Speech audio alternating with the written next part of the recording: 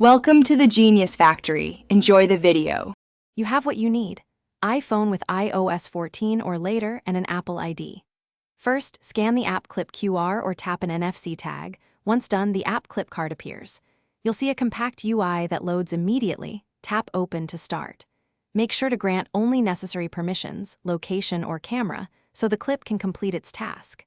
This quick access avoids a full install, and it's designed to get you to the primary action within seconds. Once the app clip is open, focus on the main flow. Pick your item, adjust quantity or options, and confirm.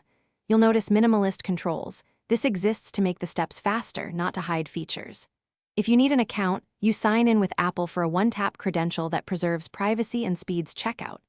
When it's time to pay, choose Apple Pay or the presented wallet option.